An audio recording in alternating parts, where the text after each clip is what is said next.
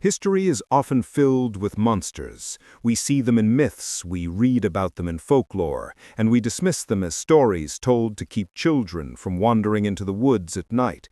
But sometimes the monster is not a metaphor. Sometimes the monster is not a ghost or a demon.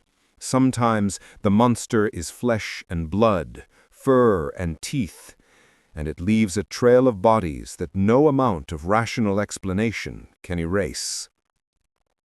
We are going back to the year 1764. The location is the province of Gévaudan in south-central France. It is a rugged, desolate land, a place of deep valleys, dense forests, and rocky mountains that tear at the sky. It is a place where the winters are long and cruel, and where the people are tough, hardened by the elements. In the mid-18th century, France was a nation in turmoil, licking its wounds after losing the 7 Years' War. The country was humiliated, the economy was shaky, and the people were weary. They needed a distraction. They needed a story. But they got a nightmare. It began in June. A young woman was tending her cattle near the Mercois forest. She saw something emerge from the trees. At first, she thought it was a wolf. Wolves were common in France at the time. They were a nuisance, a danger to sheep, but rarely a threat to grown humans. But as the creature stepped out of the shadows, she realized this was no wolf. It was enormous. It moved with a terrifying, fluid grace. It charged at her. The only thing that saved her life were the bulls in her herd, which formed a defensive wall and drove the beast back. She ran back to the village, breathless, describing a creature like a wolf, but as big as a calf, with a wide chest, a formidable head, and eyes that burned like fire. The villagers listened, but they dismissed it. Fear makes things look bigger than they are, they said. It was just a big wolf. But then came Jean Boulet. Jean was 14 years old. On June 30th, 1764, she was out in the fields. She never came home. When they found her body, the village fell silent. It wasn't just that she had been killed, it was how she had been killed. Her throat had been torn out. Her heart had been targeted. This was not the clumsy, desperate attack of a starving animal. This was surgical. This was a slaughter. Jean Boulet became the first official victim of what history would come to call la bête du Gévaudan, the Beast of Gévaudan. Over the next few weeks, the attacks escalated with a speed and brutality that defied logic. A girl of 15 killed in August, a young boy in September, a woman in her garden. The beast did not hunt at night. It didn't hide in the shadows of the moon. It hunted in open daylight. It attacked in open fields. It seemed to have no fear of humanity.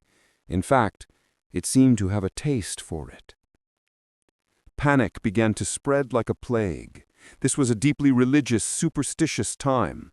The local priests took to the pulpits, declaring that the beast was not an animal, but a scourge sent by God to punish the people for their sins. They said it was a demon or a sorcerer in the form of a wolf. The fear paralyzed the region. People stopped going to the fields. Crops were left to rot. The economy of Gévaudan began to collapse because no one dared to step outside their door without a weapon. Descriptions of the beast began to circulate, and they were terrifyingly consistent. Witnesses described a creature with reddish-brown fur, a black stripe running down its back, and a long, sick tail that swept the ground.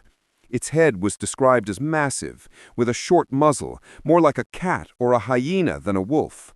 Its jaws were powerful enough to crush a human skull like an eggshell. And perhaps most disturbing of all, it had a cry. Not a howl, not a bark, but a strange, almost human-like scream that chilled the blood of anyone who heard it echoing through the valleys. By winter, the death toll had risen to double digits. The local officials were helpless. They organized hunting parties, hundreds of men beating the bushes, armed with muskets and pitchforks. They killed hundreds of wolves, but the attacks didn't stop. The beast was intelligent. It seemed to know where the hunters were and where they were not. It would strike in one village, and while the hunters rushed there, it would kill in another village 10 miles away an hour later. Its speed was supernatural. The news of the slaughter reached Paris. It reached the court of King Louis XV at Versailles. The king, needing to show his power, needing to unite his fractured country, decided to intervene. He sent Captain Duhamel and his dragoons, elite soldiers, to Gévaudan. Imagine the scene. A professional military unit, dressed in blue uniforms, marching into this rural, rocky landscape to fight a single animal. Duhamel was arrogant. He treated the locals with contempt. He believed he would find this overblown wolf, shoot it, and be back in Paris for wine within a week. He was wrong. Duhamel organized massive hunts. He conscripted thousands of peasants to act as beaters, driving game toward his soldiers. They laid traps, they poisoned meat, they even dressed soldiers as peasant women, hoping to lure the beast, as it seemed to prefer attacking women and children. But the beast humiliated them. It slipped through their lines. It walked past their traps. There are reports of soldiers shooting the beast, seeing it tumble, only for it to get back up and vanish into the woods, as if the bullets were nothing but stinging insects. This led to the rumor that the beast was supernatural, that it had a hide that repelled lead, or that it was an immortal demon. The failure of the dragoons was a national embarrassment. The king recalled Duhamel. In his place, he sent the Denneval, father and son. These were considered the greatest wolf hunters in all of France. They had killed over 1,000 wolves in Normandy. They arrived in Gévaudan with bloodhounds, specialized equipment, and an air of absolute confidence. They scoffed at Duhamel's military tactics. "This is a hunt, not a war," they said. The Dennevals spent months in Gévaudan. They tracked, they waited, they killed wolves, but the beast continued its reign of terror. One of the most famous encounters happened in January 1765. 7 young children, led by a boy named Jacques Portefeuille, were tending cattle when the beast attacked. But these children didn't run. They stood their ground. Armed with sticks with knives tied to the ends, they formed a phalanx, protecting the younger ones in the center. The beast charged them again and again. It grabbed a boy by the face. Portefeuille rallied the group, and they drove their spears into the beast's mouth, forcing it to release the child and retreat. The bravery of these children became a national sensation. The king awarded them a bounty and paid for Portefeuille's education. It was a moment of hope. It proved the monster could bleed. It proved it could be fought. But it didn't die. By the summer of 1765, the king had lost patience with the Dennevals.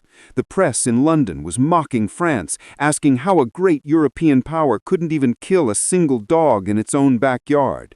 Louis XV decided to send his own gun-bearer, his personal bodyguard and legendary hunter, François Antoine. Antoine arrived with the weight of the crown on his shoulders. He didn't just bring guns, he brought an army of dogs and servants.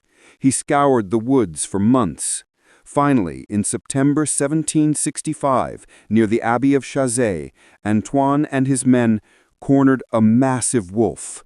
It was huge, measuring nearly 6 feet long. Antoine fired his musket, loading it with a heavy mix of powder and shot. The wolf fell. It was over. Or so they thought. Antoine had the wolf embalmed and sent to Versailles. The king declared the beast dead. Antoine was a hero. He received titles, money, and glory. The official narrative was closed. France could sleep again. But back in Gévaudan, the peasants were not celebrating. They looked at the carcass of the wolf of Chazé and shook their heads. That is a big wolf, but that is not the beast. 2 months passed in silence, and then, on December 2nd, the nightmare returned. 2 boys were attacked. One died, then another, then another. The beast was back. But this time, the king refused to listen. Politically, the beast was dead. To admit it was still alive would be a humiliation. He forbade the newspapers from reporting on the new attacks. The people of Gévaudan were abandoned. They were left alone in the dark with a monster that now seemed truly immortal. The year 1766 was a year of blood. Without the help of the army or the king's hunters, the locals had to fend for themselves. The death toll climbed past 100. The attacks became even more brazen. The beast would enter villages. It would snatch children from their doorsteps. Enter Jean Chastel. Jean Chastel was a local man, a hunter, but he was a controversial figure. He was a quiet, rugged man of the woods. Some rumors said he had fed the beast. Some rumors said his son kept strange animals. But on June 19, 1767, a local nobleman organized